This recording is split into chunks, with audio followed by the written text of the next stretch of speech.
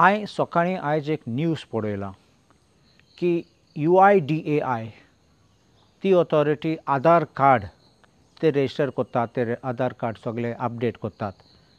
ते ऑथॉरिटीन एक नोटीस काडल्या सगळ्या सरकाराक की अपडेट करपाक आमचे भुरग्यांचे आधार कार्ड 5 वर्सां जालें तेन्ना तेंचे अपडेट करपाक बायोमेट्रिक्स घेवपाक आनी परत रिपीट करपाक 15 वर्सां जालें तेन्ना भुरग्यांक सगळे स्कूल आनी कॉलेजीक इन्स्टिट्यूशनां असले सर्क्युलर काडलो आसा.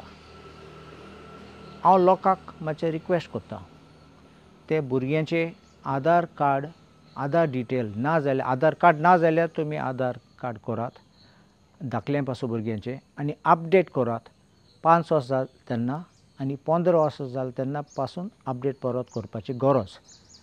ही कित्याक गरज की आतां एग्जामी बसपाक वयतात तेन्ना नॉर्मली एक कॉम्पिटिटीव एग्जाम नीट नाजाल्यार JEE नाजाल्यार खंयचे भायले एग्जाम ते आधार नंबर मागतात आनी आधार व्हेरिफिकेशन करतात. आयज पासून आमचे इस्कुलाचे आनी कॉलेजी मार्क्स सगळे हें आसा पोर्टल आसा आनी तुगे आधाराक लिंक जाता. एक सायडीन तुका अपडेट येता तुगे सर्टिफिकेट्स ऑनलायन मेळटले तुका आनी कोणूय व्हेरिफिकेशन करूंक गेले जाल्यार तुगे सर्टिफिकेट सामके आसात ओ फॉल्स जाल्यार ओ फॉर्ज सर्टिफिकेट जाल्यार तेजेरूय कळटलें. सो तुमचे पासत भुरग्यांच्या पासत हांव रिक्वेस्ट करतां मातशें अपडेट करात आधार कार्ड. दुसरें हांव सांगूंक सोदतां की हो तो चान्स तुमकां आधार कार्ड केन्ना करतात जाल्यार हो अपडेट करतात तेन्ना मातशें तुमगे बर्थ सर्टिफिकेट भुरग्यांचें बर्थ सर्टिफिकेट सामकें पळयात कित्याक एक्झॅक्टली आसा तशें नांव बरोवपाचें. बर्थ सर्टिफिकेटचें एक नांव आसून आधार कार्ड दुसरें नांव घालनाका मागीर चूक जातली मागीर व्हडलो गोंदळ जातलो तुमकां करेक्शन करपाक बरें लेट जातलें आनी लास्ट मिनट धांवपाक प्रॉब्लम जातलो.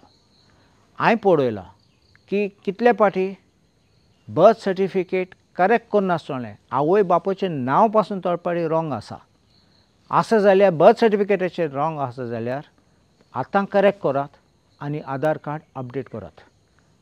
लास्ट मिनटेक रावं नाकात कित्याक मागीर सगळें तुमचें फेल जातलें. थोडे लोक पासून हांव आदवोगाद आशिल्लो तेन्ना हांवें पळयलां की थोडे लोक पुर्तुगेज पासपोर्ट करताले आनी पुर्तुगेज पासपोर्ट करता आसतना ते आधार कार्ड डिटेल्स आनी बर्थ सर्टिफिकेट मॅच जायनासलें. थोडे फावटी पासपोर्ट करपाक पासून इंडियन पासपोर्ट करपाक थिंगाय प्रॉब्लम जातालो.